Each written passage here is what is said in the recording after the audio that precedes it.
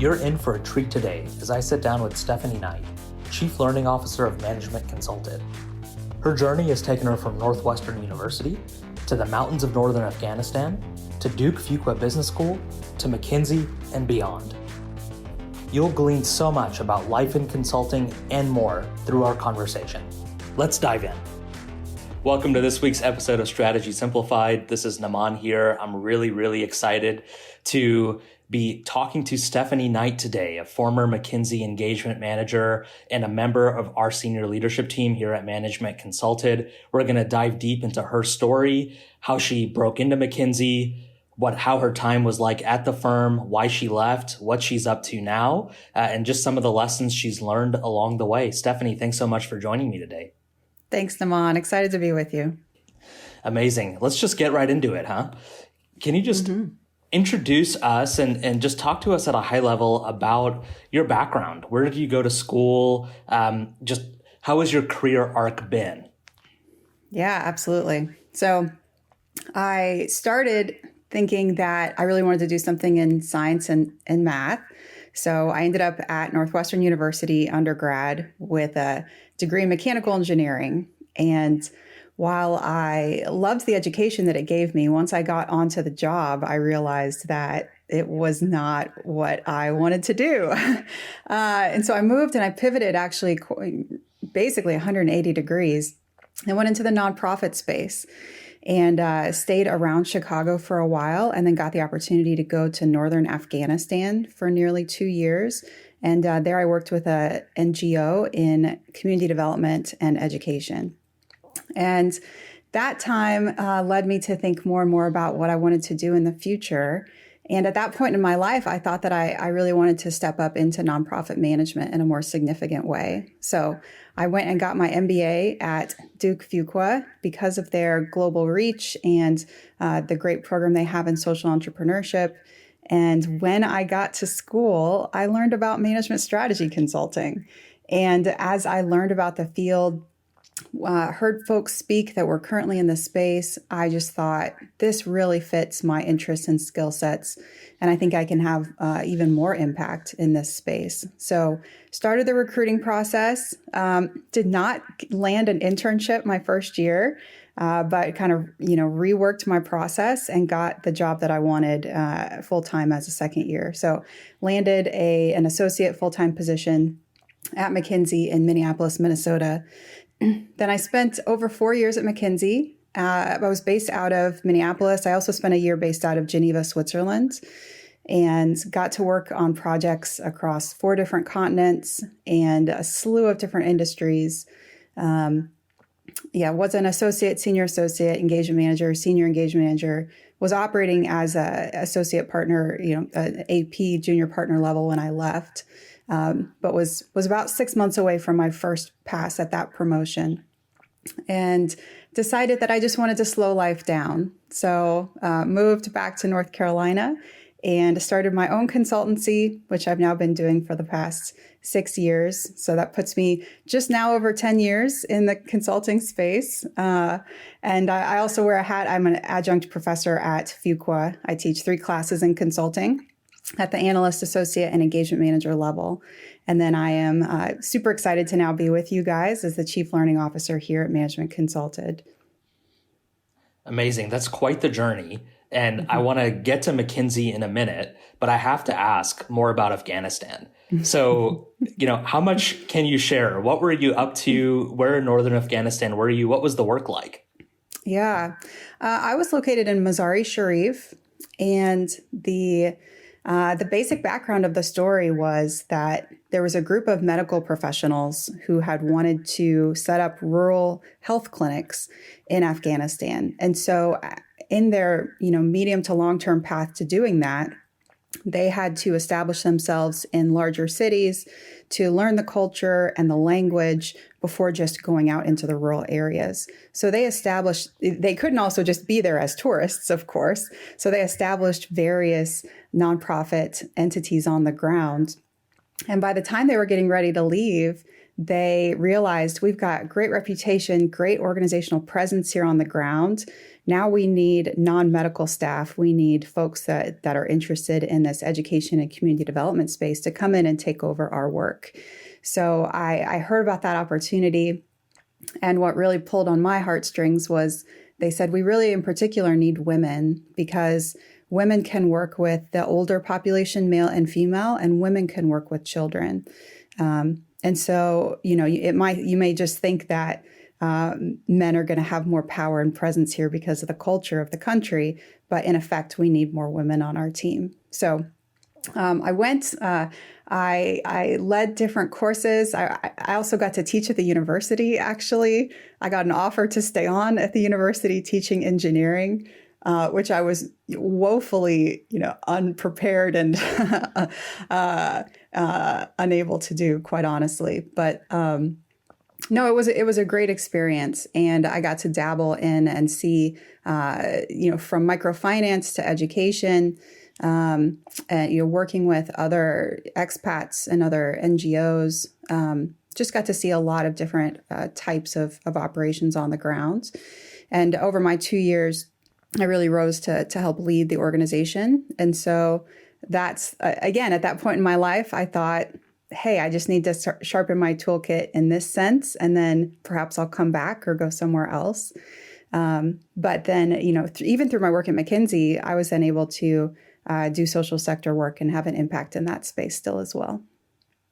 That's amazing. So you spend 2 years in Afghanistan and you decide, okay, I need to broaden or sharpen my skill set.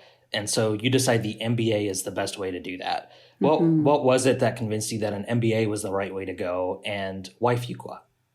Yeah, well, let me tell you a little story, and I love this story. I was finishing up my first year in Afghanistan, and in town there were only a handful of places where we would go out to eat for security reasons and just culturally speaking, where we felt comfortable, particularly as a woman. And so it was not uncommon that we would run across other expats that we knew in town, or even folks passing from out of town. And so we were out to lunch one day, and we met a man and a woman who were passing through. They had left Kabul and they were leaving the country up through the northern border through Uzbekistan. And they told us about their operation. They had a for-profit, nonprofit hybrid organization based out of Kabul, and they had a social entrepreneurship accelerator on one half of the business. And then on the other half of the business, they were working to really gain a profit, off of investing in the most promising ideas and entrepreneurs that came through that program. And they were leaving the country because they were flying back to the U.S. to pitch to Whole Foods the idea of a new saffron product grown, harvested, and processed in Afghanistan. And they had their whole pitch ready about why it made sense from the environment and geography, but also why Afghanistan was the perfect place in terms of the high workforce that you need over a short period of time to harvest saffron. And I was just entranced. The idea of being able to pair that type of business sense with still having a broad and deep impact in the community, I thought was just really impactful. And as they shared more, the woman of the group shared that her MBA she said, I didn't go to one of the best schools, but I have an MBA from an American university. And whether it's been working here in Afghanistan or in the Emirates, other places in Central Asia and the Middle East, it's opened so many doors for me. And so it was then and there that I knew, okay, I'm going back home for the summer. I'm going to take the GMAT. I'm going to start my applications, because that just sounds like exciting type of work for me. We'll be right back after this quick break. Have you ever heard a new digital trend and thought to yourself, okay, does this really matter? Asking the right questions helps you cut through the noise and get down to what matters most. I'm Jim Hertzfeld, host of the What If, So What podcast, where we discover what's possible with digital and figure out how to make it real by asking what if, so what, and most importantly, now what? Subscribe and listen, and together we can turn big ideas into tangible actions so you can get shit done. Incredible. A chance encounter leads to the confirmation that an MBA is right for you. Mm-hmm. And so you did your undergrad at Northwestern. You're from the Midwest. What drew you to Fuqua? Yeah. So I have a little bit of a tie. I have a grandfather that went to Duke, and it always had a special place in his heart. And we heard about it growing up. I did visit and I applied as an undergrad, but decided not to go there, decided to stay closer to home. As I started looking around, of course, I was pulled in and I thought, I want to apply to the best programs. But then as I looked a little bit broader and further, just, outside of basically of Stanford and Harvard, I thought, well, what are the other kind of top tier schools that are interesting to me? And I really thought I want somewhere that has social sector focus and experience, but also has a broad base of exposure to other industries as well. And then to have a global feel and footprint. And when I looked at the combination of those things, there was nowhere better than Duke to go for me. And, as a case in point, during my 2-year full-time or, daytime MBA program, I was able to, as a part of my course credit, work and do projects on the ground, Belize, South Africa, China, Jamaica, Puerto Rico, and Cuba. So in those, in that 2-year program across various courses, I really got to see new parts of the world as well.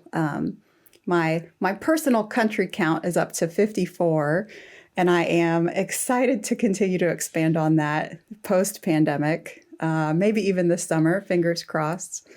But that was an important part of my decision as well. Wow, that's more than just paying lip service to the idea of an international MBA, right? And it's more than just the one trek that you make at some point during your program. That's amazing. And I think you're one of the few people I've met that's got me beat in the country count. So that motivates me to get back out there as soon as the pandemic is over. So we got to do it. We got to do it. I'm so excited. Yeah, it's been too long. So you step foot on campus and you think that you're going to kind of stay in the nonprofit world forever. Correct me if I'm wrong. But then you're introduced to management strategy consulting. How were you introduced to it? What was it that appealed to you about consulting? Mm-hmm. Yeah. It was definitely the way that I was leaning when I went in. But I wanted to go somewhere where I would be exposed to other industries and other opportunities. At Fuqua, they have a program called Symposiums. And so over the first several weeks of the non-recruiting period of the first year MBAs, they take a dedicated focus basically every week and have a more or less a full day conference about different industry spaces. And they're all optional, but I took it upon myself to go to as many as I could. And the day long event, the consulting symposium, really got me to see the critical thinking and problem solving nature of consulting, the project based nature of the work, and how therefore it's always changing and evolving. The quick progression that you can make by being successful in the role, and the management role that you can take on at a relatively early tenure in the space. All of those things were really enticing to me as I thought about what I wanted my career path to look like, but also when I thought about what type of leader and what type of impact I wanted to have. And so, I didn't want to kind of start my own organization by myself off the bat, which I found is what a lot of my social entrepreneurship colleagues wanted to do in school. But I thought, to go into a space and really be a trusted advisor as a consultant, gain and sharpen my toolkit in that sense, then if I can do that as a generalist and have some focus on making sure I get to work in the social sector space along the way as well, then I'll be set up to have an impact in any space moving forward. And so I just really thought the investment there, if I could land a position, would be, what made most sense to me at the time. Amazing. So, okay, consulting draws you in, and not to pick at a sore spot, but you've already mentioned you failed during internship recruiting. So, why do you feel like you didn't make the cut the first time, and what lessons did you learn from that to apply to full-time recruiting? Absolutely. So I went to the structured on-campus events. I got all the interviews that I wanted. Honestly, that first time around, I cast my net quite in a limited way, but I got interviews with McKinsey, Bain, BCG, and Deloitte Human Capital. Those were the ones that I targeted. And I got 0 second round interviews. So the feedback that I got across all my first round interviews was relatively similar, and all pointed to the fact that I was woefully unprepared for the case interview portion. I had gone to, one programming event that the school had led. I had been involved with the consulting club and gotten access to a case book. I had read through a bunch of cases. I had read a couple of books, but I had never practiced live with a partner. And I had never gone through the full motions enough times of practicing the full case. And so I really had to think long and hard that spring and summer about whether or not I was willing to put myself through that process again, because I felt like it was a huge battle even getting to the point of getting the interviews and not knowing whether or not I was still of interest to any of those firms, as I would come back as a second year.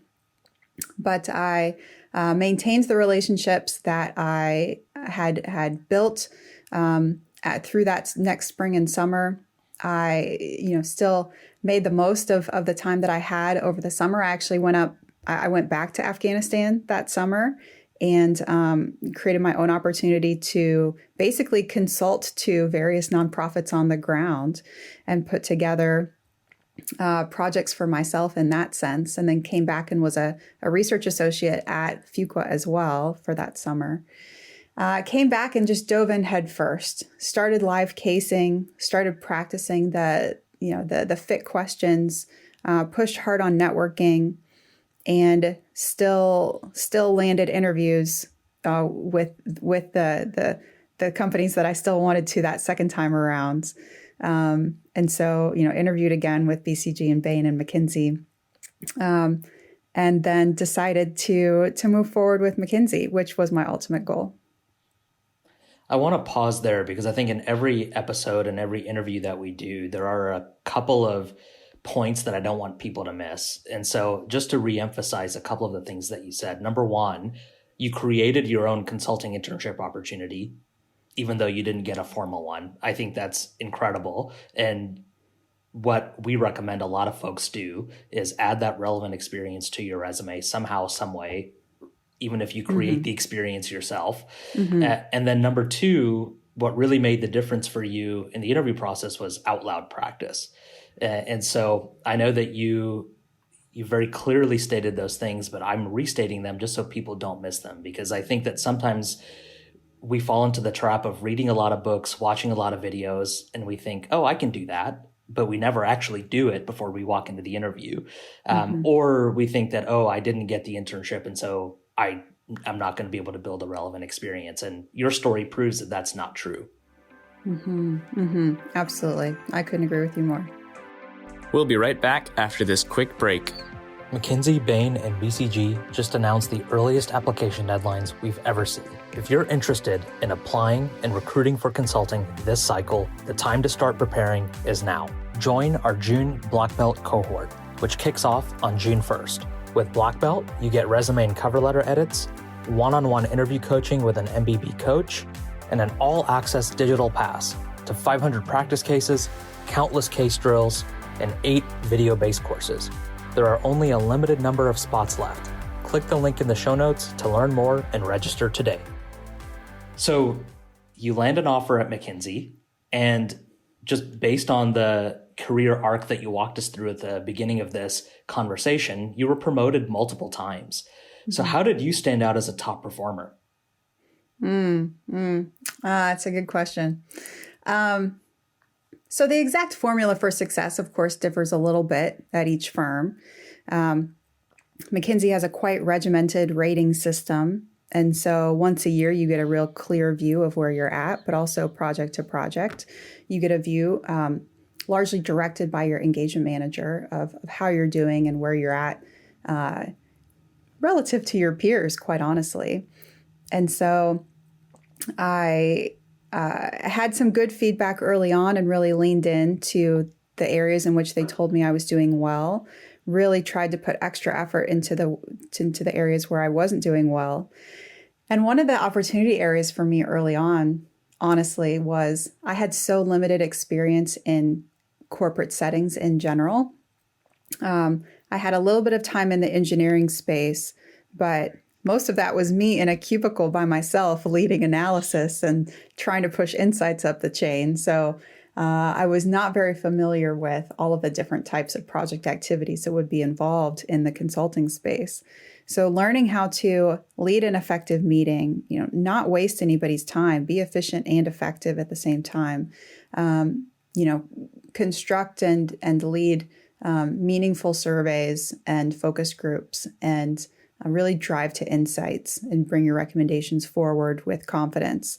Those were all things that I not only didn't have experience with, but I really didn't have exposure to as well. So to be able to do what I could off the bat and then really be a student of the way that others on my team were successful in those areas allowed me to really iterate my approach quickly, and then try and put those things into action as soon as I could to make sure that I was, what I felt at the beginning was just catching up to my colleagues. But what I found over time was having that student approach, that learning and growth mindset over time, not only allowed me to catch up to my colleagues, but allowed me to really succeed in that role as well. I think that's a gold mine, what you just said. And I hope current and future consultants bookmark this part of the episode and come back and listen to it over and over again. So a lot of folks that are listening, they think, okay, I'm going to break into consulting and I'm getting into consulting so that I can leave it, right? It's for the exit opportunities. And others are like, no, I want to break in and I want to get on that partner track. And this is the end all be all of my career. You were at that crossroads. You had the opportunity to be promoted to partner and you decided not to take that route.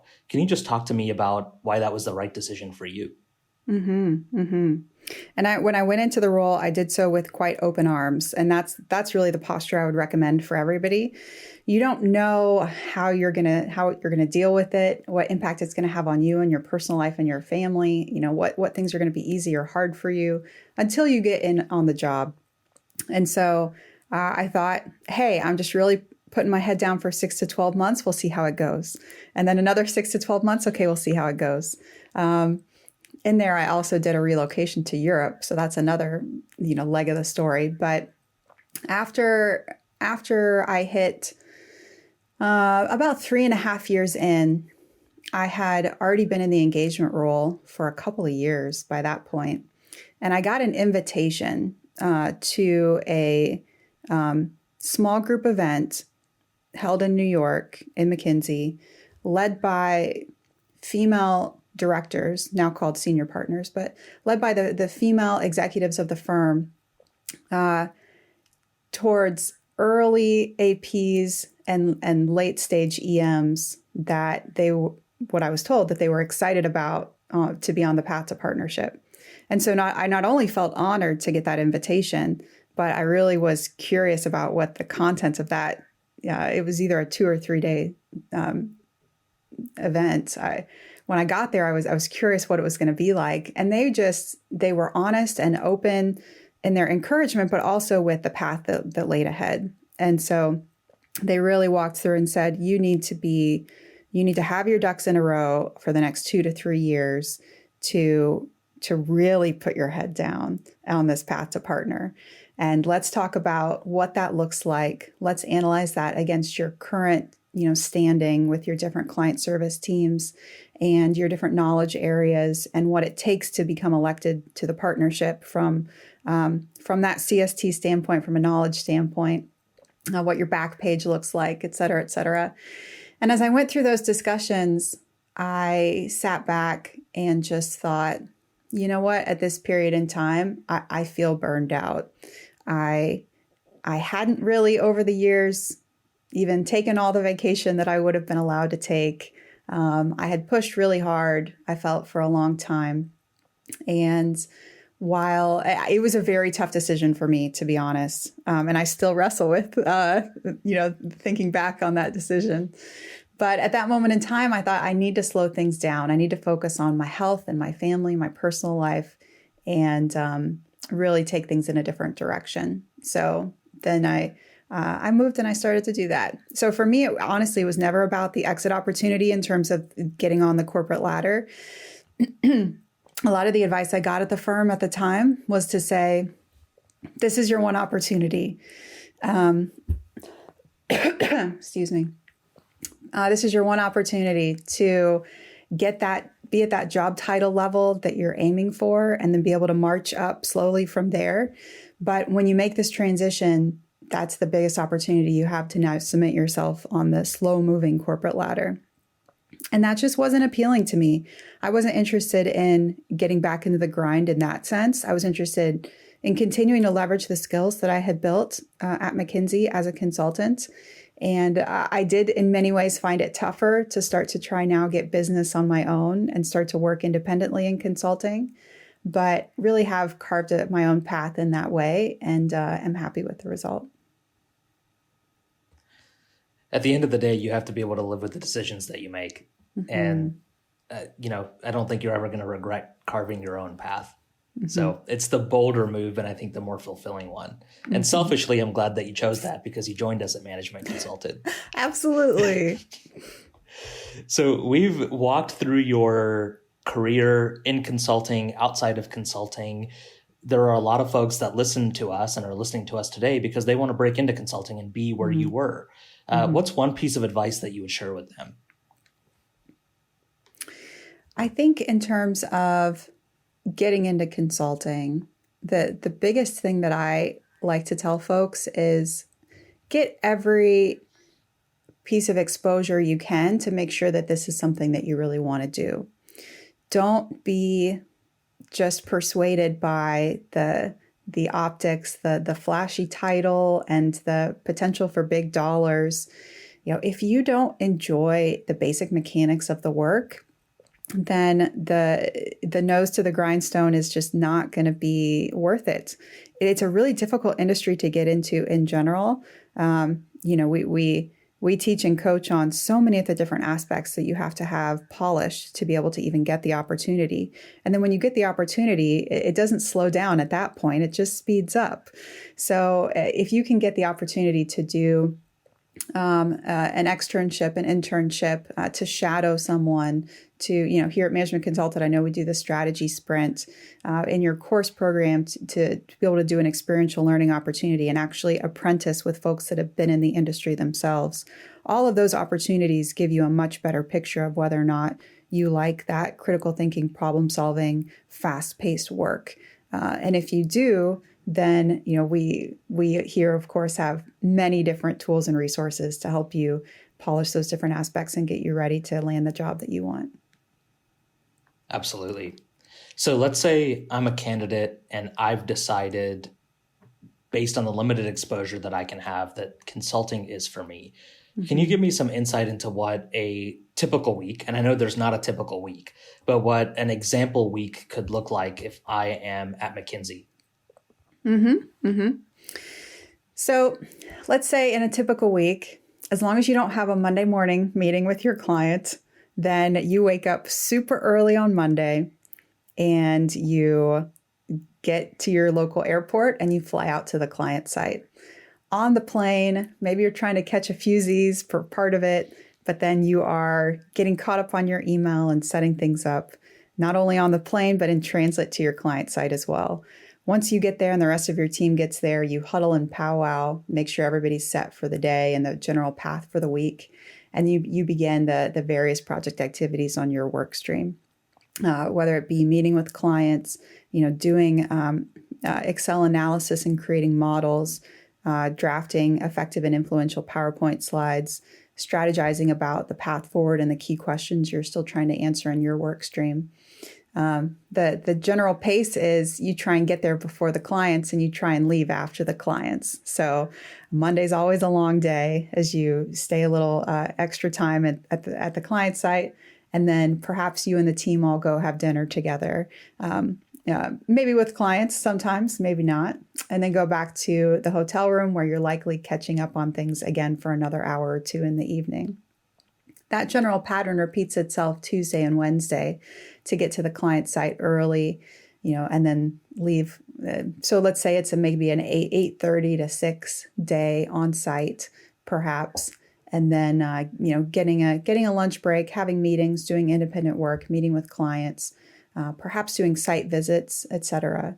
And then taking time to have dinner in the evening. Maybe on a Tuesday, I would choose to do that by myself and just get a little bit of time away, being the independent introverted that I am.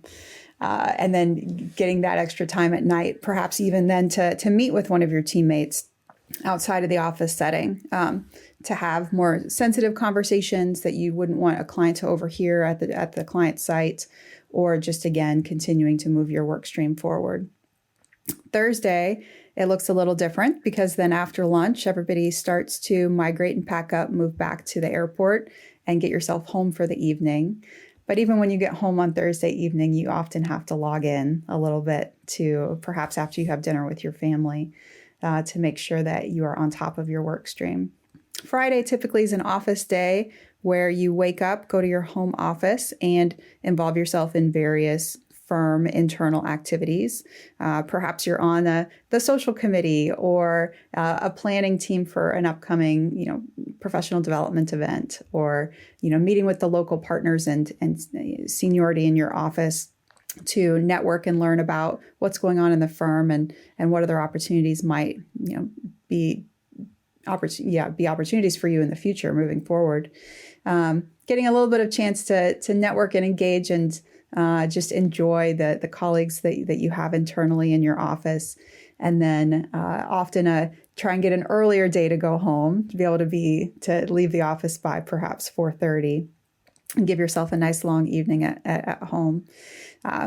Likely check into your email, do a little bit of work at some point or other on Saturday, just as a touch point. And then by the time Sunday evening comes back around, taking a full sweep through your email and plan and work to make sure that you're all ready to do it again the next week. So they're packed, busy weeks. And to your point, you should know beforehand what you're getting into and that you're going to enjoy it. Otherwise, It's going to be a long 2, 3, 4 years, however long you're at the firm. And folks that work so hard to get that position and then leave after 6, 8, 12 months, it's just unfortunate. I think that unless you stay that full 2 years, you're not really getting the bump benefit from taking all that time and effort in this industry. And so you got to make sure that investment is going to be worth it to you. Absolutely. Well, Stephanie, thanks so much for joining us. Before I let you go, I want to just ask a couple of fun personal questions. It's a tradition of ours on Strategy Simplified, just to get to know you a little bit better outside of what folks can find online or perhaps on LinkedIn. And so my first question for you that I've been dying to ask you all week is, you have a certificate in board game design. What is that? And what does that mean? I do. So board games are one of my hobbies and passions. I particularly love strategy games, Euro variety.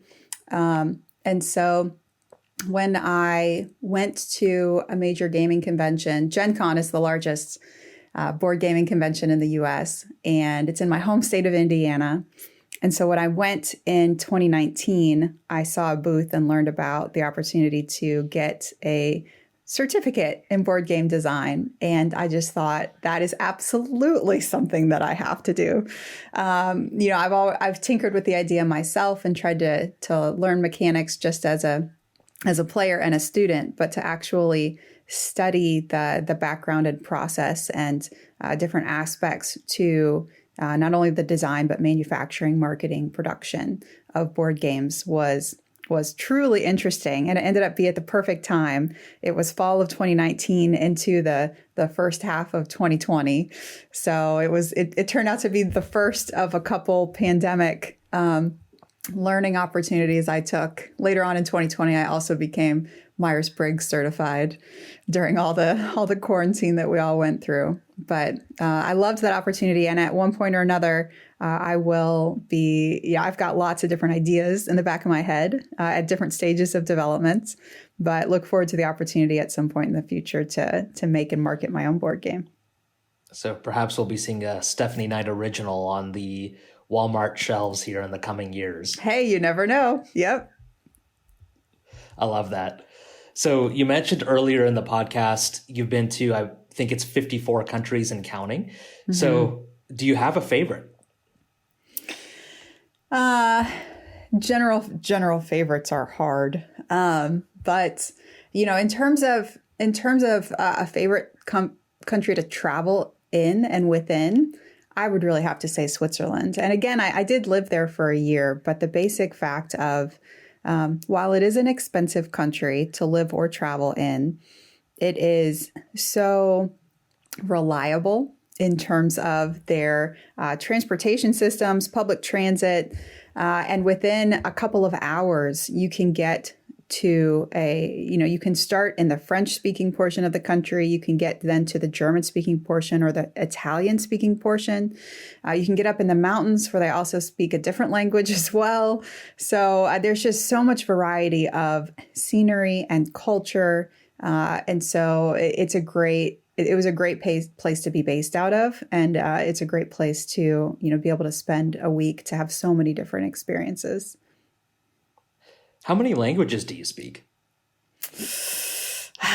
My French, I would say, is proficient, but probably rusty. And then in Afghanistan, I did learn Dari. And so I would say now that at this point, that's probably very, very rusty. So that's as far as my language skills go. I can understand others, and then it takes me a lot of thought to be able to put together the right words and phrasing to respond. But when in a pinch, I can certainly get myself around. Amazing. One of my rules when I'm traveling is to at least learn one phrase in a local language. And the phrase that I choose to learn first is thank you. I think that's probably the most powerful phrase that you could learn in someone else's language first. Do you have a phrase that you would prioritize learning if you were to go to a country where you didn't know the language? What's one thing that you would want to learn to converse or speak in that local dialect? Interesting question. I love it. One thing that I always look at is, when you look at and see how to say hello in a language, it's often what you would come across first as a rather formal greeting of hello. And so I like to learn a couple of the more informal greetings. It's something that would sound more friendly and colloquial and just casual. So, having a couple of those in my back pocket, then I feel like I can at least greet someone in a way that is applicable and meaningful to them. I love that. I'm going to have to add that to my list of phrases. And then last question to get to know Stephanie a little bit better. What's the most exotic food you've ever tried? I think for me, it has to be roaming around the South Korean fish markets on the coast. And I had a Korean friend with us in our group. And so she was our master translator and tour guide, et cetera, et cetera.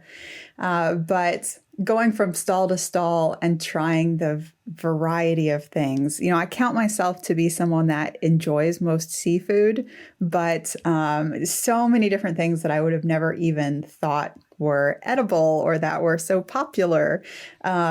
And to me, with a lot of that, it comes down to texture. So anything that ends up to be really chewy or really slimy is just not going to be on my repeat list of foods. Amazing. Well, Stephanie, thank you so much for joining us today. Again, Stephanie is the Chief Learning Officer at Management Consulted, former engagement and senior engagement manager at McKinsey. And you'll be hearing more from her in the coming weeks and months on the podcast and on our YouTube channel. Thanks so much, Stephanie. Thanks, Namaan. I so enjoyed my conversation with Stephanie and hope you did too. To learn more about working with her on case interview prep, click the link in the show notes. As always, if you listen on Apple Podcasts, leave us a rating and a review. If you listen on Spotify, please subscribe. We'll see you next week.